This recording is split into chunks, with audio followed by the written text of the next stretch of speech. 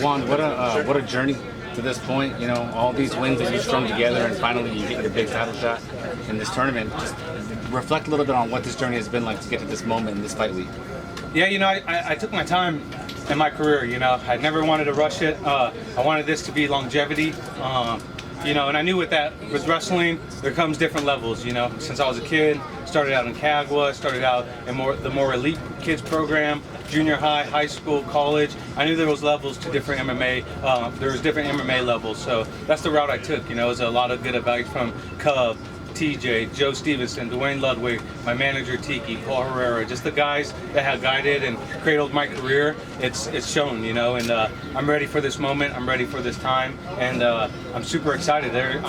This is nothing new to me. I've already lost and won some of the biggest title fights that there is out there, you know, being part with TJ, Cub, and, you know, I've seen it all. I've taken it all in. I've got to take my time and experience the very highs of MMA and the very lows of MMA. Juan, you were known as sort of the belt collector on the regional scene in multiple weight classes. How does this fight week compare for this title fight than some of the other titles you fought for? I mean, it's a huge difference. You know, I'm fighting for Bellator's, you know, featherweight world title, you know, against one of the best in Bellator. You know, he's had a great career. He went out and had the performance of a lifetime, his last fight, and he's coming off some huge momentum, you know. So going into this fight, fighting a double champ, it means something more, a lot more to me, you know, to go out there and dethrone a double champ. You know, I know a lot of guys, when my head was on the platter, that try to come in and take it off, you know. So I understand that on the other side now, and I'm looking to go in there and dethrone the man. We saw TJ Dillashaw out there with you. How much of an asset was he in this camp, helping you get ready for this world title fight? You know, this fight, being with TJ, it's, you know, it all prepped me. You know, it's an experience that money can't buy. You know, when I got to do training camps with him, when I got to be part of even his last fight, I had a week until my fight, and then and I was out there with them because I wanted to experience the volume, the noise, the media, the fans. You know, I took it all in, and now I'm ready for this, and it's in my hometown. Juan said that he's the greatest featherweight of all time. What do you have to say about that? For Bellator, yeah, he is. He is one of the greatest of all time. You know, he's done his work, he's done his diligence. He's went out there, he's proved to be a double champ, and so, you know, that's the title that I'm looking to take. You know, he's the baddest motherfucker right now that there is in Bellator to fight, and that's why I wanted him first.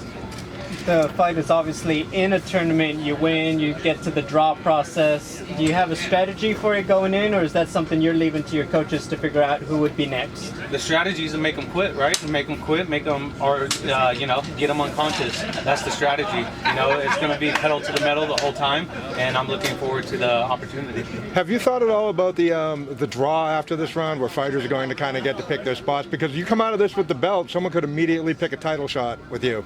I would lie and say I didn't think about it, but it's crossed my mind, you know. But I know that not getting this victory is not going to get me to that next round, so I didn't spend too much time thinking about it. Although in my sights, I want the best. I'm 23-1. I have 24 professional fights. I'm ready for whoever's the best.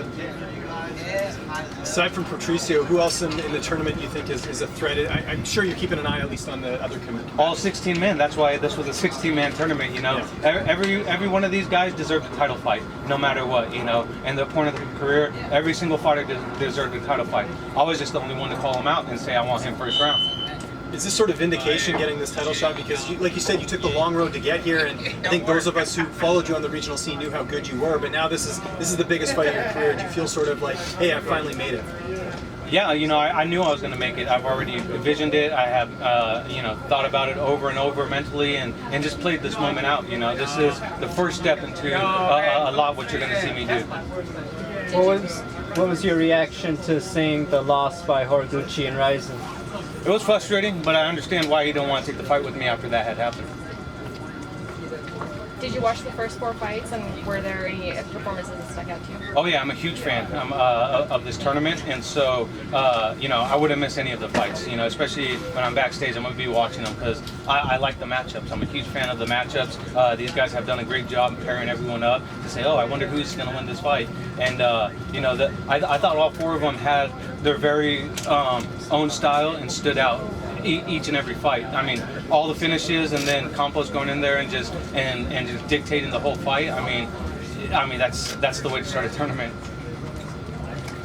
Can you describe what it's going to be like when you step in the ring on that day? For me, it's going to go all black. Right when I hit the stage, it goes all black for me. I black out, and then the next thing you know, muscle memory takes its place, and I go out there and I just let it fly. What's it going to take to come out victorious? Taking advantage of every opportunity that I have. You know, you have guys, guys that have fought him before. You have Emmanuel Sanchez, you have Daniel Weichel, all these guys that have fought him before, Henry Corrales and Georgie Karakhanyan. They wish when they had that opportunity to finish him, they didn't capitalize on it. I'm going to capitalize on these opportunities that I have, and I'm not going to just strictly dictate it and focus on that opportunity. I know there's going to be more in the fight, later on in the fight, the fifth, the fourth round, when we're both tired and, someone's going to quit and, we're just going to find out come that night who it is. Did you train any differently for this fight? I trained every fight since day one like it was a world title fight. So, I've been ready. That's been a huge part of my success of being professional and taking every fight as if it was the most important fight of my career, because it is. Thank you.